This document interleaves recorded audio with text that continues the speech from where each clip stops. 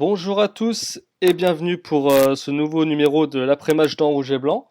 Donc on va faire un petit hors-série cette fois-ci pour faire un point sur le mercato d'été du Stade de Reims et un petit point aussi sur les autres équipes de Dominos League 2. Donc aujourd'hui l'équipe est la même que la dernière fois avec Alexandre. Bonjour Alexandre. Bonsoir monsieur. Et bonjour Valentin. Salut Benjamin, bonjour à tous. Donc on va aujourd'hui commencer là avec un petit point sur le mercato du Stade de Reims. Donc on va récapituler les départs. Tout d'abord avec ceux de trois gardiens, Kossi Agassa, Johnny Placide et Syria Garel qui était troisième gardien. En quatrième après l'arrivée de Johan Carasso. Donc ces trois gardiens, donc on connaît la situation, hein, Kossi Agassa poussé vers la sortie, Johnny Placide indésirable après ses propos en fin de saison, et Syria Garel qui clairement n'avait plus sa place au sein de l'effectif, même pour la CFA2. Ensuite, d'autres joueurs un petit peu emblématiques de ces dernières saisons sont partis. On pense notamment à petit blondinet Franck Signorino, à Mohamed Fofana, mais surtout à la légende Michael Takalfred, dont on a retiré le numéro 22. Beaucoup de fins de contrat qui n'ont pas été renouvelées, comme également David Ngo qui est parti avec d'autres joueurs également. Edwin Manan qu'on a vu une ou deux fois avec l'effectif professionnel. Beaucoup de retours de prêt également, enfin trois retours de prêt. El Kautari, Bifuma, Bangura. Et trois joueurs qui sont partis sur les quatre qui avaient un bon de sortie. Prince Onyangé, transfert à Wolverhampton pour 2,2 millions. Aïssa Mandi, transfert au Betis Séville. Et Nicolas Depréville, qui est aujourd'hui à Lille et qui a été transféré à Ostende dans le cadre d'un montage financier assez bizarre. Donc on va faire un petit point sur ces départs. Qu'est-ce que vous en pensez, messieurs? Est-ce que c'est des départs qui étaient nécessaires, des départs logiques au- vis-à-vis de l'effectif et du besoin de renouvellement au Stade de Reims? Alexandre? Il y a des départs avec la descente, il y a des départs qu'on ne pouvait pas empêcher. Je pense à Depréville, Mandy, Onyangé.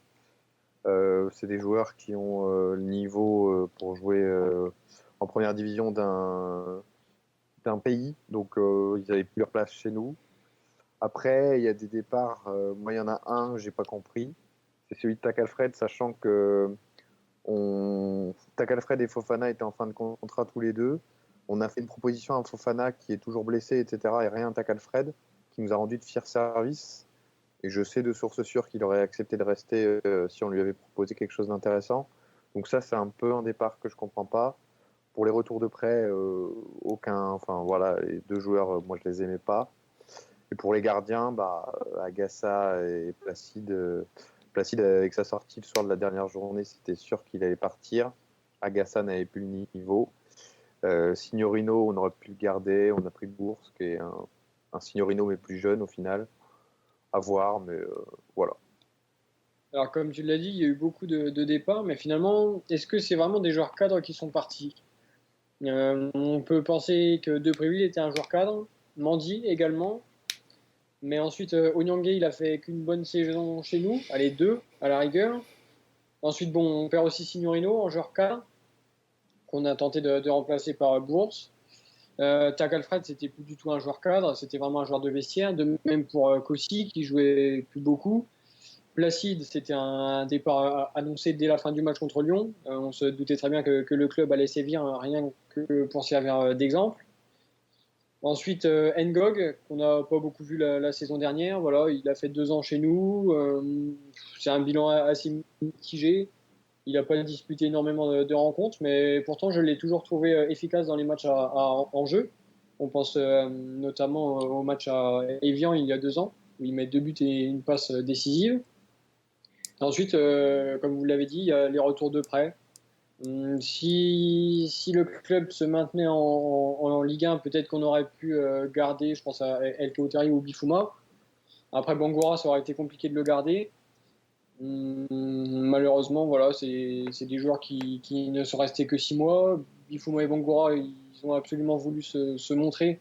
Donc on les a beaucoup vus jouer tout seuls pour soigner leurs stats, hein, soyons francs.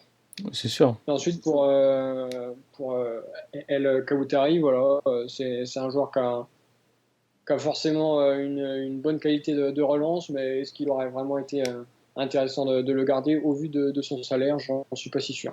Au vu de son D'ailleurs, salaire, pour un clin d'œil, El Kawtari et Bifouma se retrouveront à Bastia. ouais. Exactement. Mais surtout que El Kawtari, finalement, on l'a pas tant vu que ça. La saison dernière, il a été quand même beaucoup blessé. Il a fait quoi, 4-5 matchs, et c'est tout, quoi. On l'a pas, il a pas été, il a pas apporté vraiment à l'effectif. Après, est-ce qu'il y a vraiment quelqu'un qui a apporté parmi ces 3 prêts-là au mois de janvier? Pas vraiment, hein. Bifouma a des stats de but, mais il n'a rien apporté dans le jeu. Ah non, non, c'est sûr, mais à part jouer avec ses pieds, à jouer tout seul, il n'a pas fait grand-chose. Après, c'est vrai qu'on peut se poser la question de pourquoi se débarrasser de Tac Alfred. Bon, certes, il avait plus le niveau qu'il avait pu avoir avant. Euh, Après, je trouve qu'on a un petit peu light en défense quand même. C'est bien de vouloir faire monter les jeunes, Amio, etc. Mais on aurait pu se baser sur l'expérience de Tac Alfred cette saison en Ligue 2. Euh, c'est un choix qui pour moi est assez discutable aussi, comme tu le disais Alexandre. Un choix encore plus discutable, c'est celui de ne pas prolonger Franck Signorino. Est-ce qu'il serait resté s'il avait une opportunité, s'il avait une proposition de contrat? On ne sait pas. Il le dit. Est-ce Il que le dit qu'il aurait pu rester, mais après, faut voir. C'est de la communication peut-être, mais il le dit.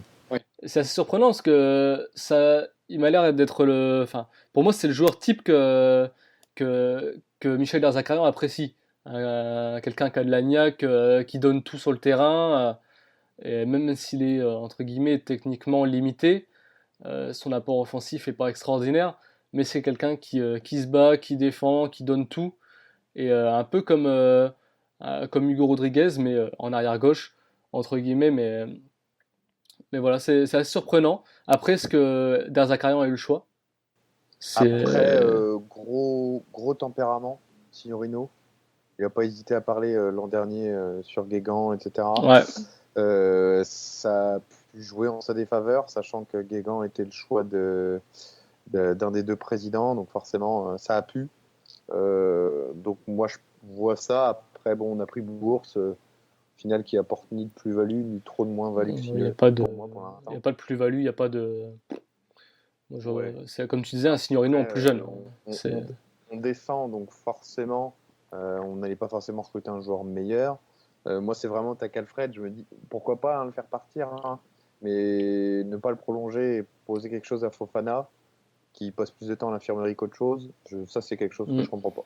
Surtout par rapport à l'historique du club. Juste pour revenir sur Signorino et Tac Alfred très brièvement, Signorino avait quand même l'occasion de boucler la boucle en signant à Metz. Metz venait de monter en Ligue 1. Il a été formé là-bas, donc c'était très bien pour lui d'y retourner. En plus, il a le niveau de Ligue 1, il n'y a aucun souci. Ensuite, pour Tac Alfred, bon là c'était beaucoup plus compliqué. Même s'il aurait pu encore nous apporter en Ligue 2, ça aurait plus été un leader de vestiaire qu'un leader sur le terrain. Oui, mais il en faut. Il en faut. Et sur le terrain en Ligue 2, franchement, je pense qu'il avait encore le niveau pour jouer et faire des bonnes performances. Peut-être, mais j'en suis persuadé. Quand tu prends janvier, je pense qu'il y a même pas de match, quoi. Certes, mais Weber, sur les 2 premiers matchs, il était quand même sacrément catastrophique. Amio, c'est un jeune, il a certainement des qualités, mais il est jeune, ça fait light dans l'axe quand même. Là. Il y a Dacruz qui peut jouer, et ça fait light quand même. Je pense qu'après Amio, moi j'ai vu ses matchs de préparation, j'ai trouvé assez costaud quand même. C'est un jeune joueur, certes, mais après c'est la Ligue 2. Ça peut être un bon moyen pour lui de se mettre en jambes et d'apprendre aussi. Et par rapport aux joueurs justement qui sont partis, Prince Onyangé, Mandy et Depréville, on va aborder un petit peu leur destination.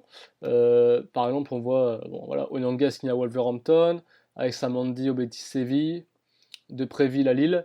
Est-ce que vous pensez que c'est des bons choix par rapport à leur qualité, à leur capacité et à leur marge de progression? Alors pour Depréville, c'est un bon choix. Après, mon seul regret, c'est que Lille ne se soit pas qualifié pour l'Europa League, puisque ça aurait été vraiment énorme pour lui de la jouer. Ensuite, pour Mendy au Betis, il avait le choix entre le Betis et Middlesbrough, qui venait de monter en Première Ligue. S'il avait vraiment envie de découvrir la Première Ligue, ça aurait été un super challenge pour lui. Après, il jouera peut-être plus au Betis. C'est pour ça qu'il a choisi cette destination. Et pour finir, pour Prince Onyangé, c'était une super affaire. On le vend 2,2 millions. Il a fait une bonne saison et demie chez nous, voire 2. C'est vraiment une super offre que Caillou ne pouvait pas refuser. Alors moi, Mandy, je pense qu'il a fait un très bon choix de rejoindre le championnat espagnol parce que il n'a pas forcément les qualités athlétiques et de vitesse pour répondre à la Première Ligue, alors qu'il a quand même les qualités techniques pour répondre aux qualités techniques du championnat espagnol. Donc là-dessus, moi je pense que c'est un très bon choix. Onyangé, c'est typiquement l'archétype du milieu de terrain, un peu box-to-box, qui aime bien les clubs anglais, grand, capable d'apporter offensivement, mais costaud aussi derrière, etc. Et Dupréville, bonne destination. Par contre, je veux juste revenir et peut-être pousser un petit coup de gueule. C'est que pour moi, le LOSC devrait être actuellement en Ligue 2. Parce que faire un montage comme ça pour un transfert, c'est un scandale. C'est juste qu'ils n'ont pas les moyens et ils contournent la DNCG et le fair play financier. Et leur place n'est clairement pas en Ligue 1. Très bien. Justement, donc c'est quand même pas mal d'argent qui sont rentrés, hein. On compte 4 millions pour Depréville, à peu près la même chose pour Mandy, 2 millions d'eux, donc quasiment 10 millions de récupérés par Caillot. Et pour le Stade de Reims, c'est pas forcément de l'argent qui a été réutilisé en transfert derrière, parce que quasiment toutes les arrivées ont été sans frais. On va récapituler les arrivées. Donc Julien Janvier, Pablo Chavarria, Daniel Santa Cruz, Edouard Mendy, Samuel Bourse, Ibrahima Baldé, Glombard en retour de prêt, et Grégory Berthier en provenance d'Auxerre. Finalement, je crois, d'après ce que j'ai pu entendre, il n'y a eu d'argent dépensé que pour, je sais plus si c'est que pour Berthier ou que pour Janvier. C'est que pour Berthier. Mais après, voilà, je pense pas que c'était une somme folle.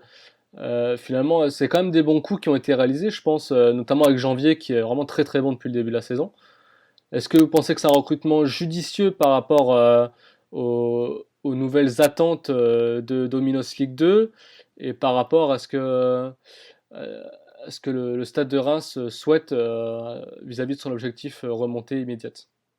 Oui, je pense qu'il a été judicieux. On prend des jeunes joueurs, par exemple Janvier, Berthier. Donc je pense que dans un groupe, c'est des choses qui comptent. Des jeunes, voilà, un peu insouciants. On a d'ailleurs intégré Amiot et Oudin en plus, mais aussi des joueurs plutôt d'expérience qui vont pouvoir les cadrer. De plus, c'est des joueurs qui ont un très bon niveau footballistique. On pense à Baldé, qui était déjà ciblé quand on jouait en Ligue 1. Donc c'est vraiment des recrues très, très intéressantes. Ouais. Les recrues sont intéressantes. Surtout quand on sait qu'on n'a pas de directeur sportif et que la cellule de recrutement, c'est Alexandre Barbier. Donc c'est plutôt pas mal. Après, moi, j'aurais aimé qu'avec les rentrées d'argent, on prenne un peu de risque. En le surpayant un peu pour le faire venir à un mec qui serait jamais venu en Ligue 2 sinon. Et histoire de, pas d'assurer la remontée, parce que ça ne nous aurait pas assuré forcément, mais histoire de montrer qu'on n'est pas là pour rigoler. Après, faut espérer qu'on garde l'argent, qu'on remonte et que du coup, on le dépense l'année prochaine, on prenne un peu de risque. Parce que je pense que c'est ce qui nous fait descendre l'an dernier, c'est le manque de risque sur un mercato. Alors certes, des risques, si ça paye pas, on descend aussi. Et là, on n'en a pas pris, on est descendu. Donc, je pense que la rentrée d'argent nous servira à l'avenir. Alors certes, on n'a pas pris vraiment de Ligue 1, comme tu l'as dit, mais on est quand même parvenu à garder le meilleur joueur. C'est des bons joueurs, c'est des réels joueurs de Ligue 1 qui vont nous permettre peut-être de remonter tout de suite. Bien sûr, mais Deveau a un bon de sortie jusqu'au 31 juin et c'est juste qu'il a trouvé personne, quoi. Ou 30 juin, il a trouvé personne, donc je sais pas si c'est rassurant. Après, oui, on a réussi à garder des bons joueurs. Et on peut aussi citer Kankava, qui, je pense, nous fera énormément de bien à notre milieu de terrain. C'est la recrue de cet été, hein. Ah, elle te la joue pas JPC quand même. Dire que les joueurs qui restent, c'est des recrues. Hein. Mais non, mais moi j'aurais aimé qu'on prenne un peu de risque. Après, j'ai pas de nom en tête. Peut-être un Cornier ou quelque chose comme ça. Est-ce qu'il serait revenu en Ligue 2? J'en sais rien. C'est Mais peu en tout probable. cas, c'était typiquement le joueur qu'il fallait prendre au mercato d'hiver. Prendre des risques plutôt qu'un prêt d'obscurs joueurs qui viennent du championnat espagnol et qui jouent que pour leurs pommes. Voilà. Moi, j'aurais aimé qu'on prenne un peu de risque, malheureusement. On va passer maintenant sur la deuxième partie. On va aborder le mercato de certains clubs de Dominos League 2.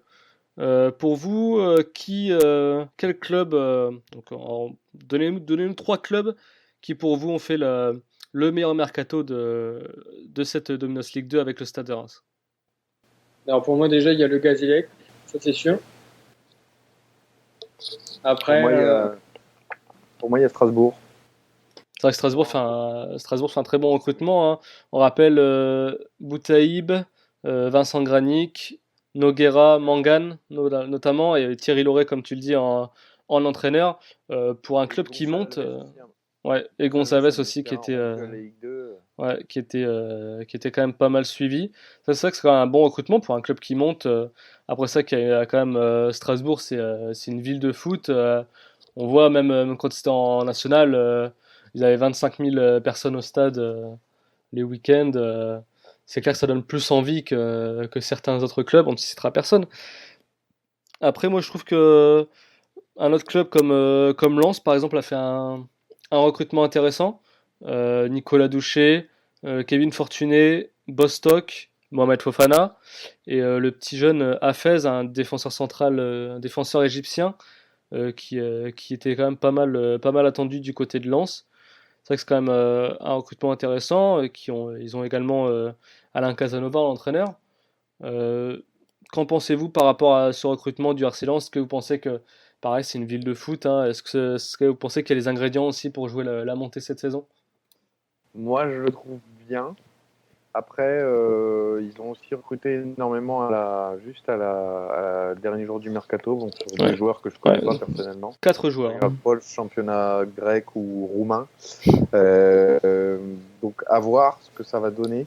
Après, je suis pas forcément emballé.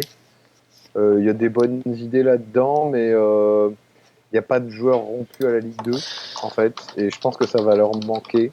C'est quand même un championnat très physique, très particulier. Et puis bon, Fofana, on a vu dès le premier match, il prend un rouge. Voilà, faire briller au bout d'un moment.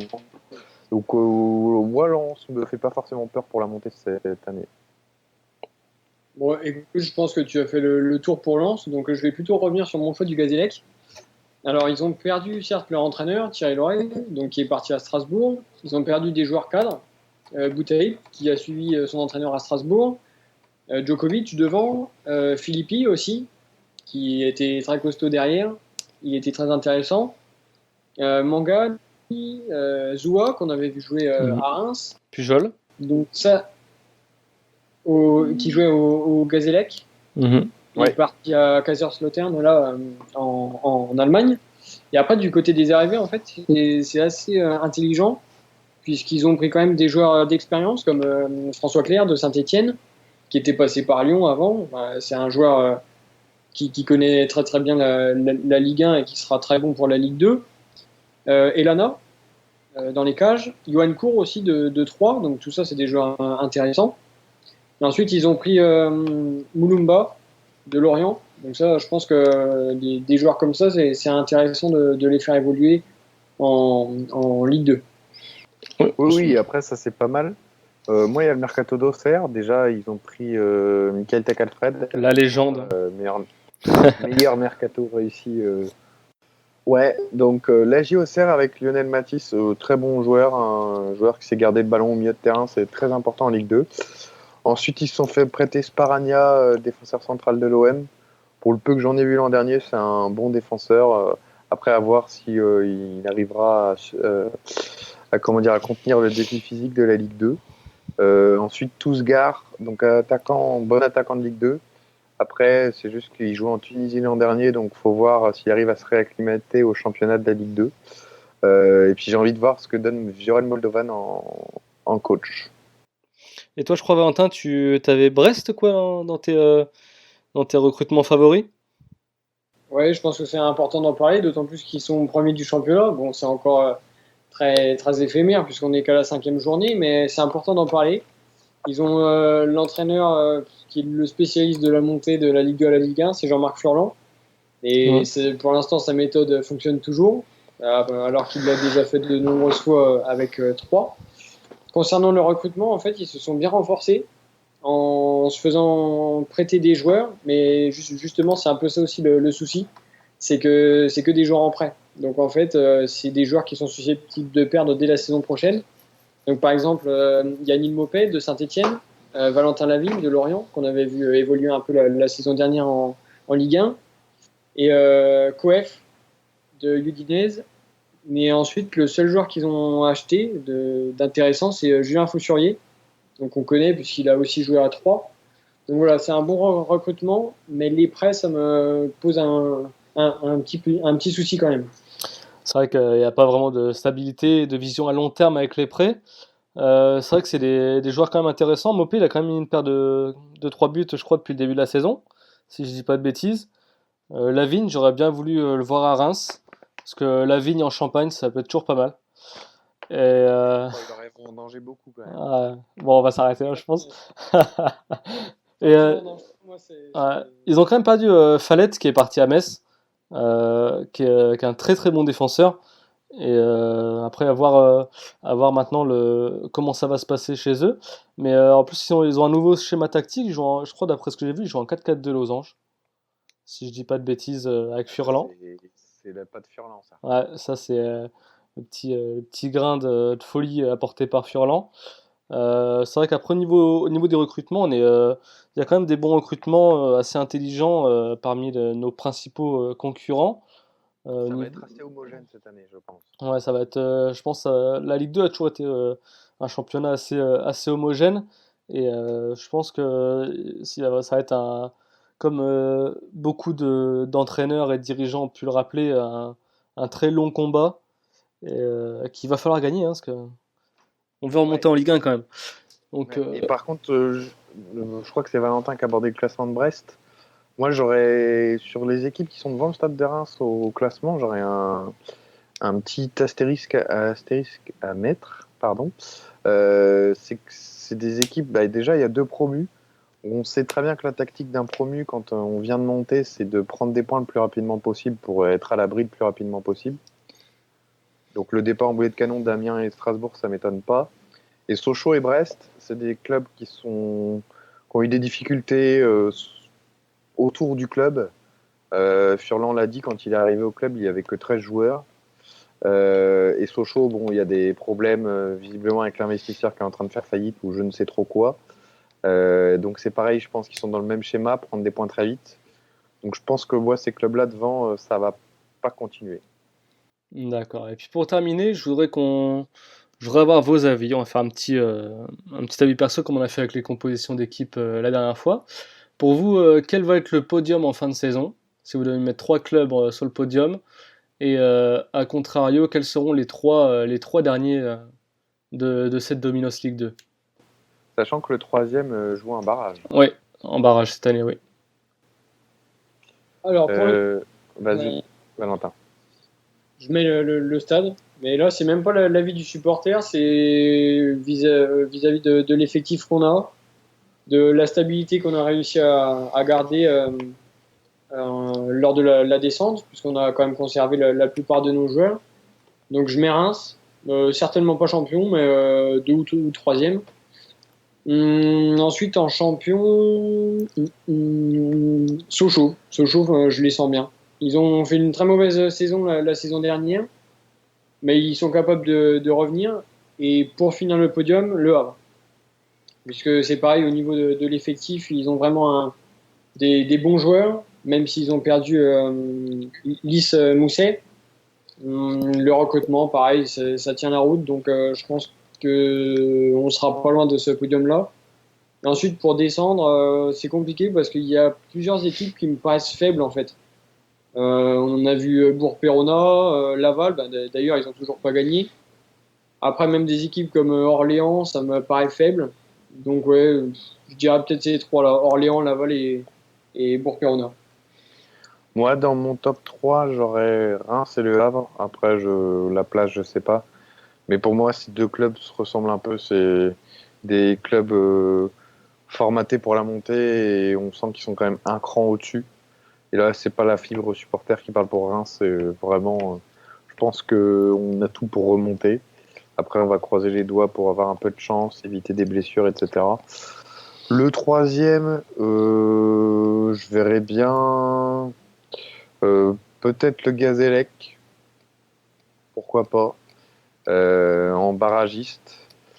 Et pour descendre, Bourg, parce que vraiment, même si leur entraîneur avait dit qu'ils avaient largement mieux joué que nous et que c'était un scandale qu'on ait gagné, ce qui était évidemment faux, pour moi, ils vont descendre.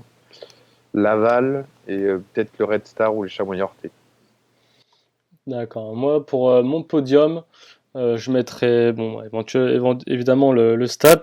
Pareil, moi j'ai un peu de supporterisme qui parle, mais aussi au vu de, comme tu disais, la stabilité apportée avec les joueurs, avec le recrutement qui a été effectué, il y a un effectif fait pour monter. Après, l'année dernière, on avait un effectif fait pour rester en Ligue 1 et jouer le top 10, hein. Donc, puis Même on après, n'avait pas d'entraîneur. et on n'avait pas l'entraîneur, mais après, là, c'est un championnat différent. Bon, ça va mettre du temps à tout se mettre en place, je pense, mais je pense qu'on peut le faire, on va le faire. Après, je mettrai Le Havre parce que ils ont une bonne équipe, ils ont manqué la montée de très très peu l'année dernière. Dernière journée, dans les dernières minutes. Euh, et après, pour la dernière place, le troisième, je pense que ça se jouera entre Brest et j'aurais bien aussi Ajaccio pour cette dernière place. Et pour la descente, moi je trouve qu'Orléans c'est assez faible. Niort c'est un peu pareil. Donc ouais, j'ai plutôt Orléans, Niort et puis Bourg-en-Bresse. Je crois que c'est toi Alexandre qui avait dit à peu près la même chose. Ouais. Donc J'avais dit ouais, Laval, ouais. ouais, Laval tu avais dit ou c'était Valentin. Enfin, Mais Laval, ouais. Niort, ouais, non, ça me paraît J'aurais moins. bien aussi, je pense qu'Ajaccio sera pas loin. L'AC Ajaccio, pas le Gazélec, mais l'AC Ajaccio. Je sais pas. Comme ça, une intuition. On verra ça en fin de saison. Exactement. Très bien, merci messieurs pour ce hors-série de l'après-match dans Rouge et Blanc. Il n'y a pas d'après-match, il y a un match de l'équipe de France ce soir, parce qu'on est jeudi soir quand on enregistre. Et on vous donne rendez-vous pour le prochain match donc, qui sera face au Gazélec justement. Et on fera un petit débrief avec l'équipe. On verra qui sera là à ce moment-là. En tout cas, merci d'être intervenu dans ce podcast et bonne soirée à vous deux. Bonne soirée, salut. Soirée, salut.